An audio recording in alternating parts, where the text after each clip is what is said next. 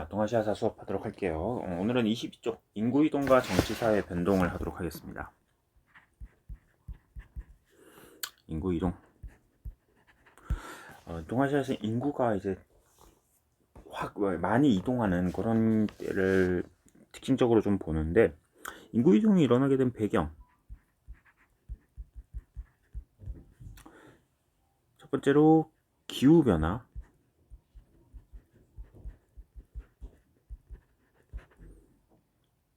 그리고 인구가 증가하면서 이로 인한 자연재해들. 미안. 식량 부족. 인구 증가에 따른 식량 부족.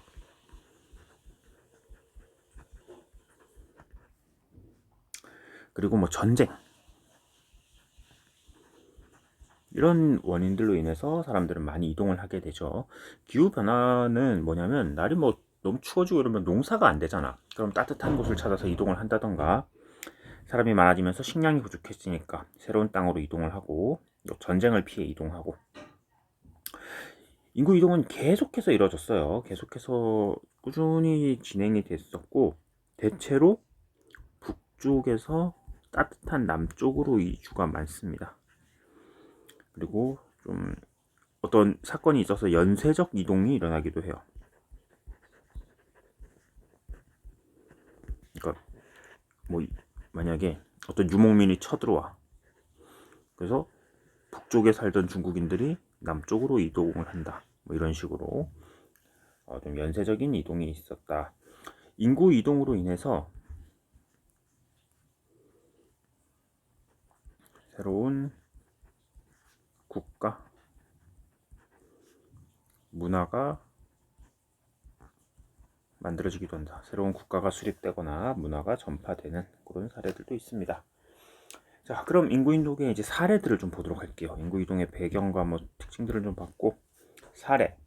대표적으로 중국에서부터 할게요. 중국, 한반도, 일본 뭐 이렇게 좀 보도록 합니다. 먼저 중국.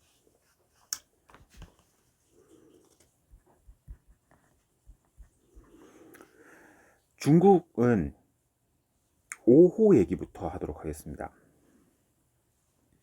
중국이 우리가 앞서서 한나라를 했잖아. 한나라가 근데 마렵이 돼서 뭐 후한되고 나서 한나라가 무너지고, 중국이 위, 초, 오 삼국지로 나뉘었어. 삼국시대로. 이 삼국시대를 통일한 게 누구냐? 진나라라는 나라예요. 그 진시황의 진하고는 다른 진이야. 이거는 사마씨의 진입니다. 사마씨가 이제 진이라는 나라를 세우고 통일을 했는데, 이 진나라가 수립되고 중국을 잠깐 통일을 했는데, 순식간에 북방에서 이민족들이 내려와요. 이때 쳐들어온 5민족을 5호라고 합니다. 이 5호가 와서 16개의 나라를 이 북쪽에다가 만들어. 이거를 5호 16국 시대라고 한다. 진나라는 어떻게 되냐? 쫓겨났지. 그래서 진나라는 쫓겨나가지고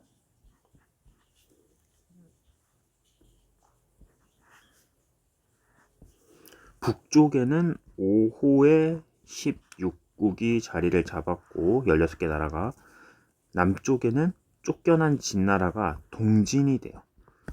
그래서 이 시대를 우리는 남북조 시대라고 하죠. 남쪽과 북쪽의 나라가 나눠져 있다 해서, 통틀어서 이걸 다 묶어서 이 위나라의 위, 그리고 아까 진이었잖아. 진, 남북조, 이렇게 이 시대를 통으로 묶어서 이렇게 부르는 거야. 삼국지의 삼국시대부터 이 남북조 시대까지를 묶어가지고. 자, 5호는 어떤 사람들이냐? 5호는 북방 유목민족입니다.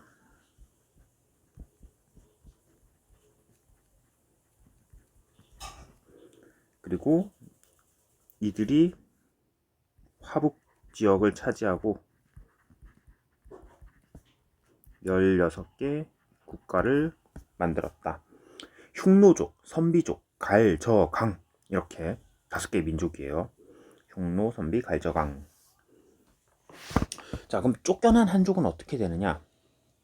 이 오호에 의해서 쫓겨난 한족들은 서진이 멸망하고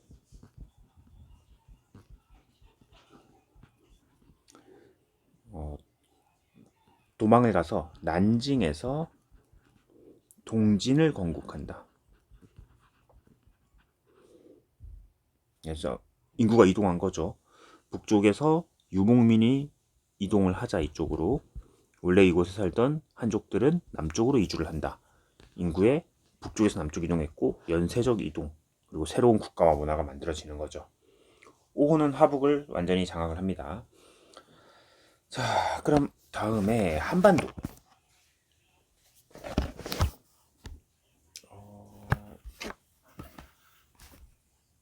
한반도를 보면은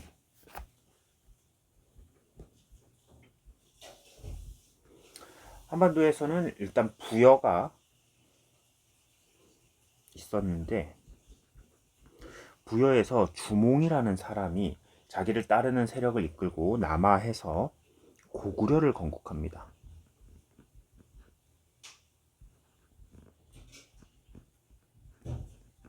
그래서 뭐 주몽 집단의 건국설화가 있죠. 고구려 건국설화.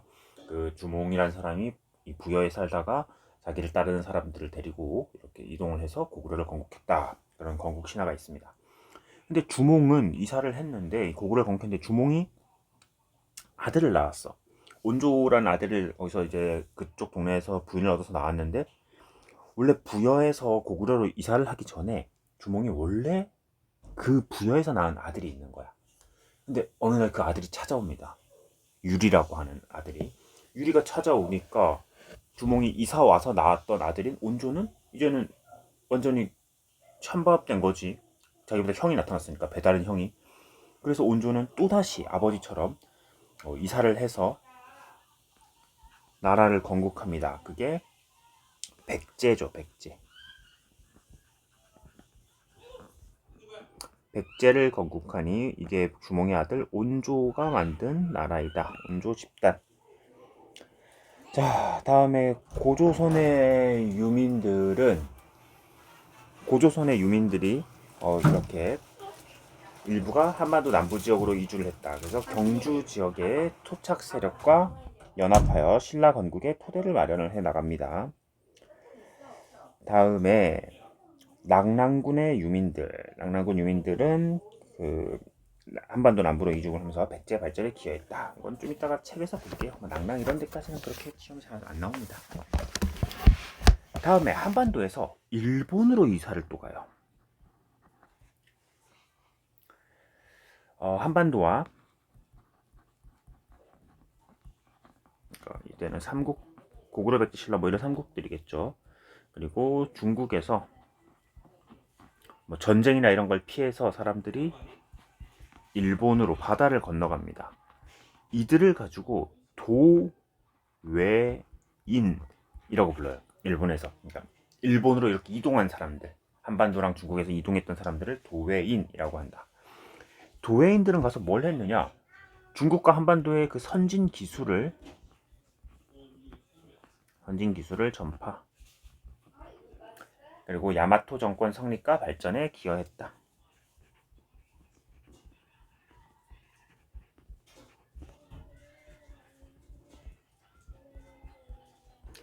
자, 여기까지가 이제 인구인종의 사례이고, 그럼 그 인구들이 이동을 해가지고 이제 국가들이 새로 만들어졌잖아. 새로운 국가 문화. 대표적인 국가 한 개만 보고 오늘은 마치도록 할게요. 아까 남북조에 있었죠. 남북조. 그 오호 16국을, 여기는 단어는 국가의 통합 발전. 인구가 이동을 해서 새로 등장한 국가의 통합과 발전인데, 국을 북조를 통일을 했던 사람이 있습니다. 바로 북위라는 나라예요. 북위. 선비족이 세웠어요. 선비족이 세운 북위가 화북을 통일.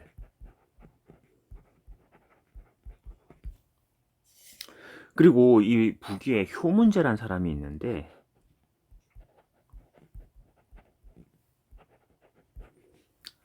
한화 정책을 추진합니다. 한화 정책이라는 거는 한족화 시킨다는 거야. 한족화 시킨다는 거.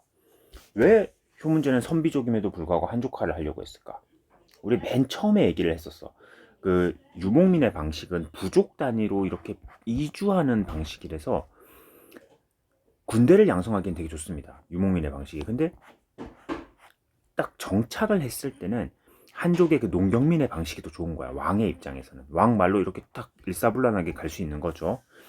그래서 효문제는 한족화 시키는 나라의 선비족을 한족화하는 한화 정책을 추진을 한다.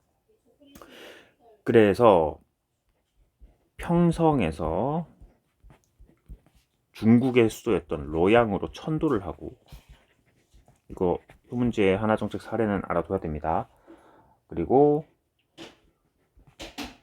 선비어 사용 금지. 자기네 나라 말을 쓰지 말라고 해요. 다음에 한족의 언어와 풍습 수용.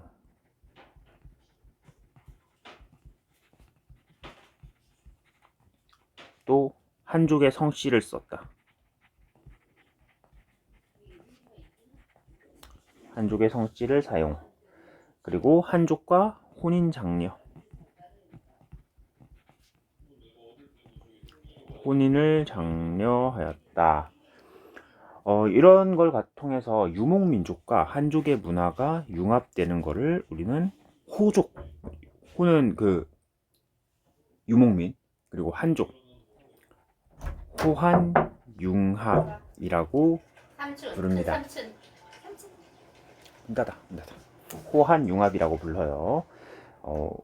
유목민족과 한족의 문화가 융합하는 겁니다. 다음에 남조의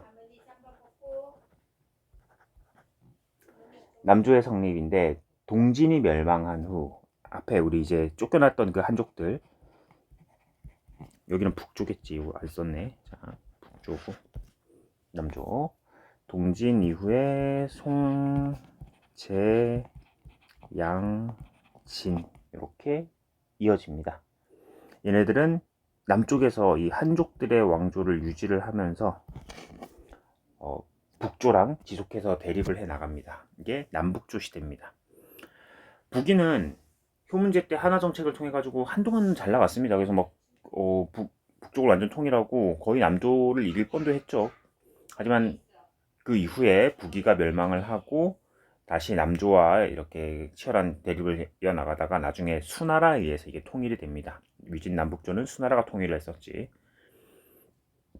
자, 여기까지가 오늘 수업 내용입니다. 자, 이거 책에 밑줄 좀 긋읍시다.